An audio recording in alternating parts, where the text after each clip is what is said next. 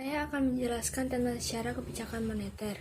Sistem moneter yang berlaku di dunia sekarang ini keberadaannya telah ada setelah melalui beberapa masa evolusi. Sistem moneter yang telah berlaku pada masa Nabi Muhammad SAW adalah bimetallik, standar di mana emas dan perak atau dinar dan dirham bersirkulasi secara terus-menerus. Ketika Khalifah kedua dari Bani Umayyah 41 sampai 132 Hijriah atau 662 sampai 750 Masehi, rasio antara dinar dan dirham adalah 1:12. Dan ketika Bani Abbasiyah berkuasa 132 sampai 656 Hijriah atau 750 sampai 1258 Masehi, rasio mencapai 1:15 atau kurang berhubungan dengan turunnya rasio dinar dan dirham secara terus-menerus. Amerika Serikat telah mengadopsi bimetallik ini pada tahun 1792. Kemudian pada tahun 1873, Amerika untuk mencabut perak dan peredaran uang karena fluktuasi harga antara emas dan perak pada tahun 1980, standar internasional dan mayoritas negara-negara dari bimetallik dan silver monometallic beralih kepada standar emas dengan menjadikan emas sebagai basis mata uang mereka. Berdasarkan sejarahnya, terdapat 3 jenis mata uang dari standar emas. Yang pertama, standar koin emas, the gold coin standard, ketika koin emas aktif dalam sirkulasi. Kemudian standar lentakan emas, the gold bullion standard, ketika koin-koin emas tidak dalam sirkulasi, tetapi otoritas moneter telah mengambil untuk menjual emas lentakan melawan mata uang lokal. Kemudian yang terakhir, standar pertukaran emas, the gold exchange standard, atau yang dikenal dengan Bretton Woods System, ketika otoritas moneter dinyatakan untuk menukar mata uang domestik.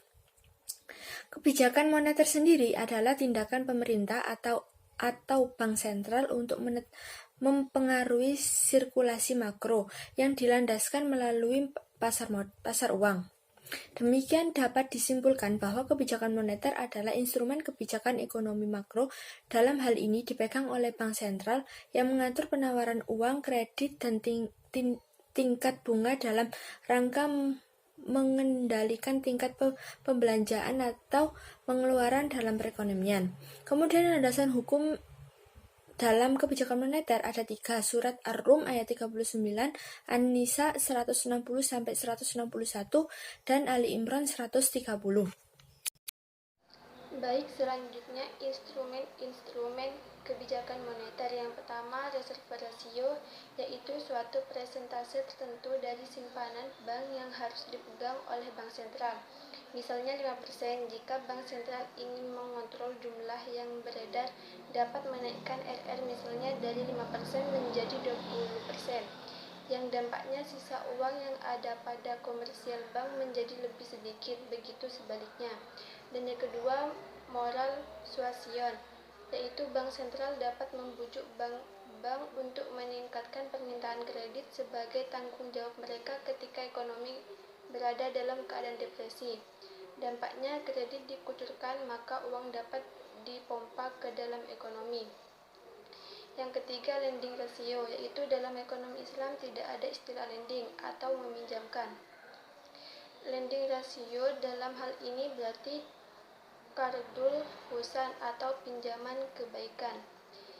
Yang keempat, refinance ratio, yaitu sejumlah proporsi dari pinjaman bebas bunga. Ketika refinance ratio meningkat, pembiayaan yang diberikan meningkat, dan ketika refinance ratio turun, bank konvensional harus hati-hati karena mereka tidak didorong untuk memberikan pinjaman. Yang kelima, profit sharing ratio, yaitu rasio bagi keuntungan, harus ditentukan sebelum memulai suatu bisnis.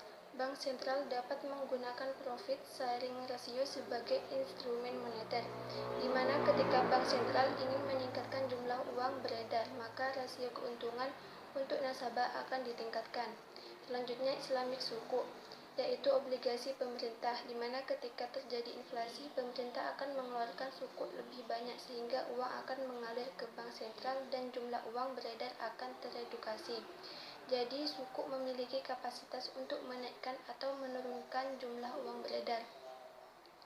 Selanjutnya, Government Investment Certificate, yaitu penjualan atau pembelian sertifikat bank sentral dalam kerangka komersial disebut sebagai Treasury Bills. Instrumen ini dikeluarkan oleh Menteri Keuangan dan dijual oleh bank sentral kepada broker dalam jumlah besar, dalam jangka pendek dan berbunga meskipun kecil. Treasury Bills ini tidak bisa diterima dalam Islam, maka sebagai penggantinya diterbitkan pemerintah dengan sistem bebas bunga yang disebut GIC. Selanjutnya, reksadana syariah. Menurut UU Nomor 8 Tahun 1995 tentang pasar modal, yang dimaksud dengan reksadana adalah wadah yang digunakan untuk menghimpun dana dari masyarakat pemodal untuk selanjutnya diinvestasikan kembali dalam bentuk portofolio efek oleh manajer investasi.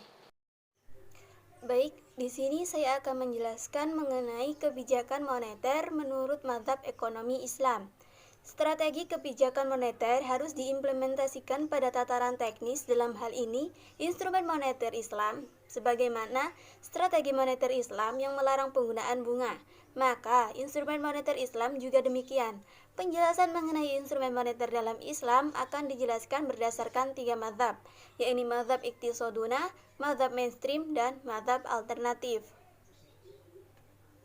Yang pertama, mazhab Iqtisaduna. Instrumen moneter yang digunakan adalah Promission Notes atau Bill of Exchange. Surat ini dapat dijadikan sebagai pinjaman untuk mendapatkan dana segar. Namun, surat tersebut tidak dapat dimanfaatkan untuk tujuan kredit.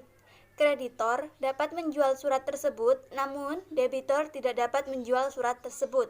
Karena itulah, tidak ada pasar untuk jual beli negotiable instrumen. Spekulasi dan penggunaan pasar uang menjadi tidak ada. Jadi, sistem kredit tidak menciptakan uang. Selanjutnya, mazhab mainstream. Mazhab ini merancang instrumen kebijakan yang ditunjukkan untuk mempengaruhi besar kecilnya permintaan uang atau MD agar dapat dialokasikan pada peningkatan produktivitas perekonomian. Oleh karena itu, dalam ekonomi Islam tidak ada permintaan uang untuk spekulasi. Dan yang terakhir ada mazhab alternatif. Sistem moneter yang dianjurkan oleh mazhab ketiga ini adalah syurotik proses, yaitu di mana suatu kebijakan yang diambil oleh otoritas moneter adalah berdasarkan musyawarah sebelumnya dengan sektor real. Jadi, kebijakan yang ditempuh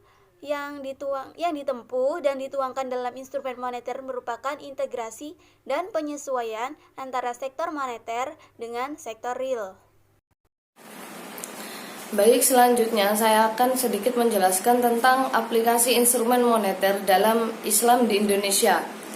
Bank yang berdasarkan syariah Islam, BI menjalankan fungsinya bank sentral dengan instrumen-instrumen sebagai berikut. Yang pertama yaitu Giro Wajib Minimum atau GWM. Itu merupakan simpanan minimum bank umum dalam bentuk giro pada BI yang besarnya itu ditetapkan oleh BI berdasarkan presentase tertentu dari dana pihak ketiga. Giro wajib minimum itu merupakan kewajiban bank dalam rangka mendukung pelaksanaan prinsip kehati-hatian perbankan, serta berperan sebagai instrumen moneter yang berfungsi mengendalikan jumlah peredaran uang. Besarnya GWM itu adalah 5% dari dana pihak ketiga yang berbentuk IDR atau rupiah dan 3% dari dana pihak ketiga yang berbentuk mata uang asing. Nah, jumlah tersebut itu dihitung dari rata-rata harian dalam satu masa laporan untuk periode masa laporan sebelumnya. Sedangkan dana pihak ketiga yang dimaksud adalah sebagai berikut. Yang pertama yaitu giro wadiah, yang kedua tabungan mudharabah, yang ketiga deposito investasi mudharabah dan kewajiban lainnya. Nah, dana pihak ketiga dalam IDR itu tidak termasuk dana yang diterima oleh bank dari Bank Indonesia dan BPR. Sedangkan dana pihak ketiga dalam mata uang asing itu meliputi kewajiban kepada pihak ketiga, termasuk bank dan Bank Indonesia yang terdiri atas giro wadiah, deposito investasi mudharabah, dan kewajiban lainnya. Selanjutnya yaitu sertifikat investasi mudharabah antar bank syariah atau sertifikat IMA. Itu merupakan instrumen yang digunakan oleh bank syariah yang mengalami kelebihan dana untuk mendapatkan keuntungan. Di lain pihak digunakan sebagai sarana penyedia dana jangka pendek bagi bank syariah yang mengalami kekurangan dana. Nah, sertifikat ini itu jangka waktunya 90 hari dan diterbitkan oleh kantor pusat bank syariah dengan format dan ketentuan standar yang ditetapkan oleh BI. Pemindah tanganan sertifikat IMA itu hanya dapat dilakukan oleh bank penanam dana pertama, sedangkan bank penanam dana kedua tidak diperkenankan memindah tangankannya kepada pihak lain sampai berakhirnya jangka waktu. Pembayaran dilakukan oleh bank syariah penerbit sebesar nilai nominal ditambah imbalan bagi hasil, atau yang dibayarkan awal bulan berikutnya dengan nota kredit melalui clearing, biliet giro Bank Indonesia atau transfer elektronik. Lalu yang terakhir yaitu sertifikat wadiah Bank Indonesia atau SWBI, merupakan instrumen Bank Indonesia sesuai dengan syariat Islam. SWBI juga dapat digunakan oleh bank syariah yang kelebihan likuiditas sebagai sarana penitipan dana jangka pendek. Nah, dalam operasionalnya SWBI mempunyai nilai nominal minimum itu 500 juta dengan jangka waktu dinyatakan dalam hari. Nah, pembayarannya atau pelunasan dari SWBI ini itu dilakukan melalui debit atau kredit rekening giro di Bank Indonesia. Apabila sudah jatuh tempo, maka dana akan dikembalikan dengan bonus yang ditentukan berdasarkan parameter sertifikat IMA.